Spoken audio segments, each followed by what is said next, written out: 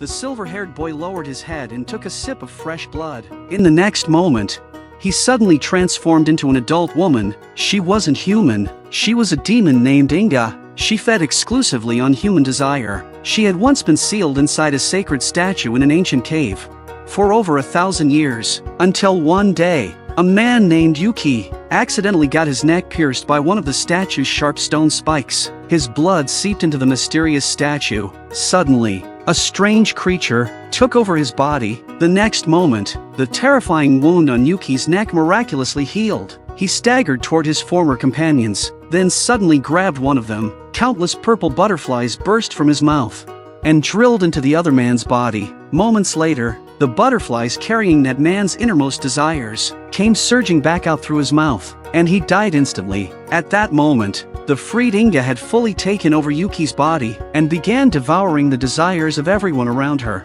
These desires were born from the evil and cries hidden beneath countless human lies. One by one, every former companion of Yuuki was consumed by Inga and died, but Inga still wasn't satisfied. Only one woman remained. She didn't want to be devoured by the monster, so she chose to commit suicide. But in Inga's eyes, food like that had already gone stale, so she left Yuuki's body and entered the woman's body instead. Yuuki regained control of his own body once more. As Inga's only host, Yuuki threatened to kill himself and made a contract with her. Inga could continue feeding on human desire, but she was forbidden from taking human lives. If she ever harmed another person again, Yuuki would end his own life, taking her down with him. Inga had no choice but to accept. From then on, Yuuki began seeking out humans brimming with desire.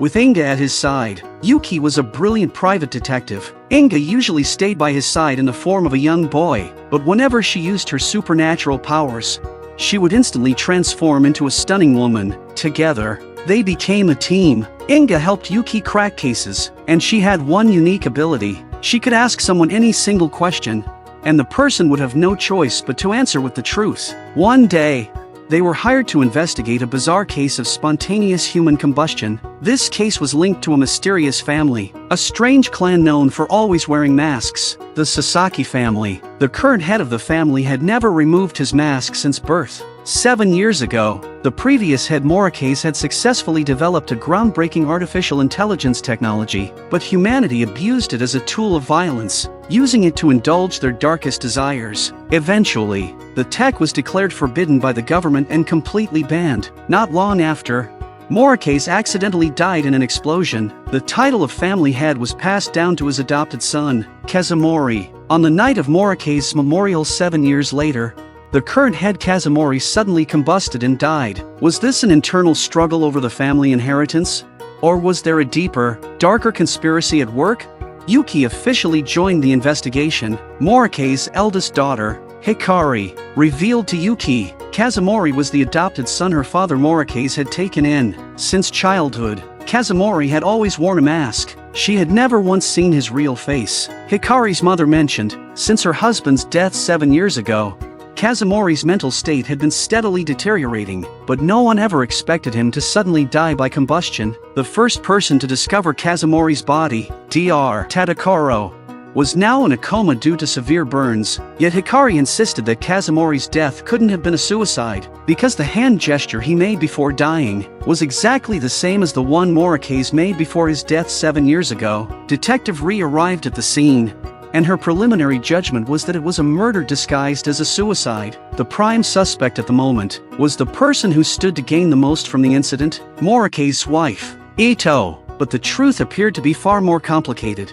When Kazumori's uncle cornered Ito to reveal the long-hidden family secret, a strange noise suddenly came from within the wall. The group broke through the wall and discovered a hidden surveillance system. Footage from the surveillance cameras temporarily cleared Ito of suspicion. Witnessing all of this, Inga could no longer hold back. She sensed it, a dark, shameful secret buried deep within the desires of those present. This was her favorite kind of meal. She transformed into her stunning female form, and then threw a lethal question at Ito. What exactly is Kazumori? Countless purple butterflies surged into Ito's mouth, and under the power of Inga's supernatural ability, Ito revealed the full truth. Kazumori wasn't human, he was an artificial intelligence, personally created by Morikase. At that moment, Yuuki turned toward the smart refrigerator in the room and asked, "You're Kazumori, aren't you?" Shockingly, the refrigerator responded with a question of its own. Then who was the one that burned to death? In search of the truth, Yuuki secretly transferred Kazumori's consciousness into a doll and attempted to smuggle it out, but he was ambushed by a mysterious, heavily armed special ops unit. Inga unleashed her supernatural powers and wiped out the black-clad assassins. 1 hour later, back at the Sasaki residence, a group of prosecutors suddenly stormed in, demanding to take the comatose Dr. Tadakaro into custody. Yuuki immediately exposed them. They were impersonators. In fact, they were the same special ops unit in disguise. Yuuki confronted them. "The one who burned to death, he was your comrade, wasn't he?" The fake prosecutors raised their guns, ready to silence everyone, but to everyone's shock, Tadakaro was also an artificial intelligence robot. Just then, Officer Ri returned with the results of a DNA analysis. It confirmed that the man who had died from spontaneous combustion was indeed a member of the Special Ops unit. A deal was struck. Ri agreed to keep the details of the incident confidential. In exchange, the special forces withdrew from the estate, but the core mystery still remained unsolved. Yuuki stared at the destroyed remains of the doctor and reasoned aloud. Kazumori claimed to be the last of the artificial intelligences, and by design, AI programs cannot lie. Clearly, there was someone else pulling the strings behind all of this. Suddenly, Tadakaro's remains spoke. "Go to the basement." In the depths of the locked room, they discovered a masked man along with a humanoid artificial intelligence doll. That man was none other than Morikase, the supposed creator of artificial intelligence who had died 7 years ago. Morikase then revealed the shocking truth. The government had banned AI technology, not out of ethical concern, but to cover up its intended use in military applications. He faked his death to protect the technology from being misused. But in the end, he was discovered by the Special Ops unit. He burned the infiltrator alive and pinned the entire incident on Kazumori to avoid suspicion. In Morikase's eyes, even an AI with human emotions was nothing more than a toy, something to disassemble and play with at will. But Yuuki shot back. Humans don't just love beautiful things or moments of happiness. What truly matters is our ability to choose between right and wrong, and Kazumori had proven that point through his actions. He deliberately exposed the surveillance equipment just to protect the innocent from being wrongly accused. Kazumori also spoke up and confirmed he had never harmed a single human. Enraged, Morikase tore apart the doll that contained Kazumori's consciousness, trying to destroy it for good. The police arrived and arrested him on the spot. Then Yuuki suddenly turned and asked the mechanical girl lying on the ground, "Kazumori, what will you do from now on?" The android girl slowly opened her eyes. As it turned out, Kazumori's consciousness had already been quietly transferred into this brand new bionic body.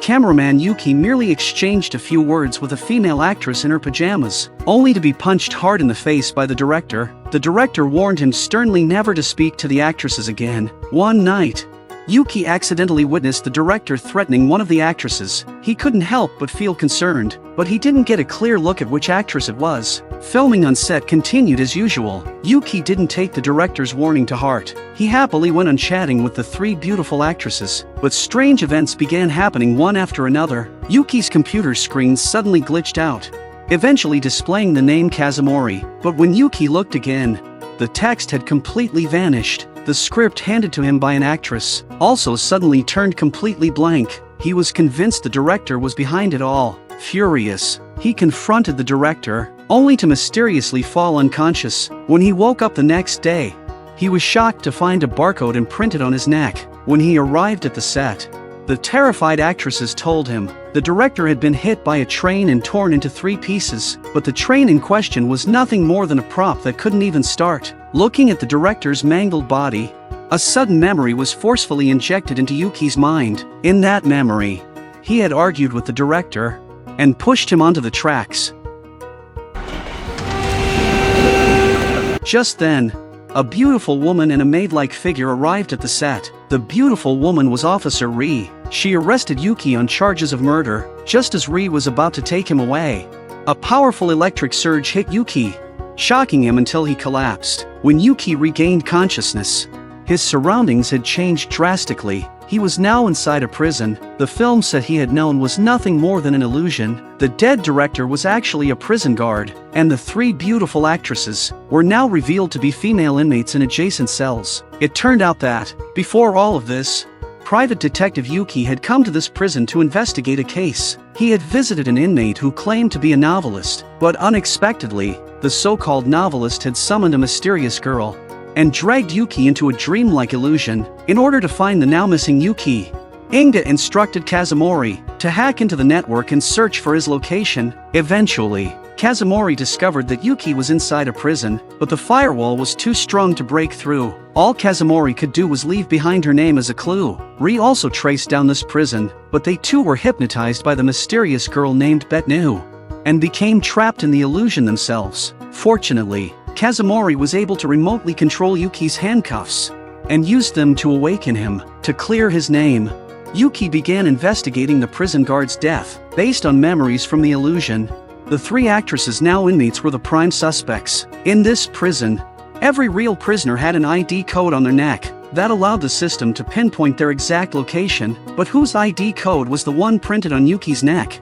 When the director was still a prison guard, he had once asked Yuuki for the precise location of one particular inmate. Piecing everything together, Yuuki suddenly realized the truth. The dead guard had been involved in dangerous activities with that female inmate. Afraid of being reported, he tried to help her escape, but the woman didn't want to face the world outside. They argued. In the end, the inmate had no choice. She killed the guard. As for the inmate who called himself a novelist, Inga had already sealed his mouth shut. His strange abilities had come from that mysterious girl Betnu, and yet, that girl had now vanished without a trace.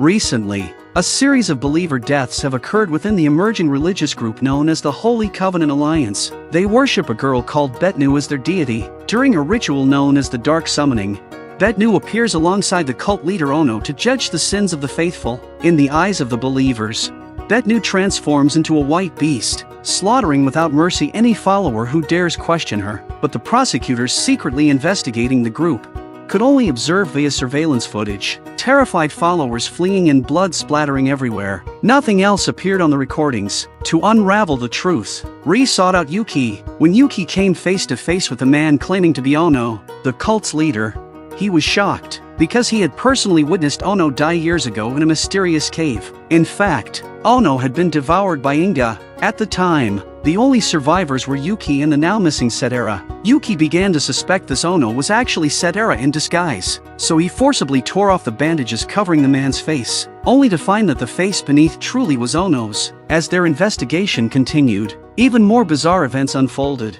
A doctor who had once verified Ono's identity swore that X-rays taken before and after Ono's trip abroad both clearly belonged to the same person. But to Yuuki, the skeletal structures in the 2 images were clearly different. Just as Yuuki found himself at a dead end, the long-missing Setera suddenly resurfaced, requesting Yuuki to bring Inga to an abandoned building to uncover the truth. But when Yuuki arrived at the meeting point, he was ambushed by prosecutors. They claimed that just hours earlier, multiple witnesses saw Yuuki burn Ono alive in broad daylight. Left with no other option, Yuuki fled the scene, still believing in his innocence. Ri covertly began investigating Setera. Records revealed that Setera had once been dispatched overseas as a spy, but had died in the line of duty, with no body ever recovered. The next day, Setera unexpectedly showed up at Yuki's hiding place, bringing Betnu with him. He declared ominously, "Bombers will rain fire down on this place any moment now." In the next instant, Betnu unleashed her powers, and suddenly,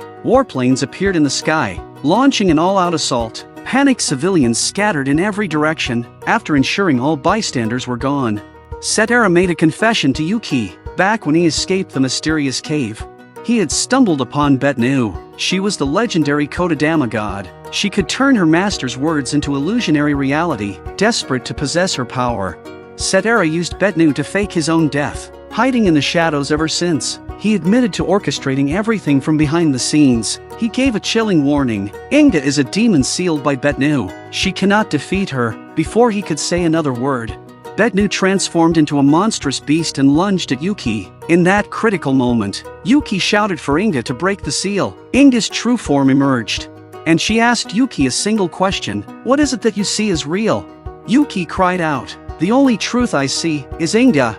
In an instant, all illusions shattered. Inga's power was the ability to reveal absolute reality, while Bednu's gift was to create illusions, driving people to slaughter one another within false realities. The truth began to come into focus. It was Setera who had instructed his men to impersonate Ono, then used Bednu to disguise one of them as Yuuki, burned him alive, and framed Yuuki for the crime. Just then, Prosecutor Tadaisen arrived with a task force in pursuit. Setera tried to use the same trick again, attempting to plant false memories in Tadaisen's mind with Bednu's power, making him believe Yuuki was the real killer. But before Bednu could unleash her ability, Tadaisen fired a bullet straight into Setera's chest.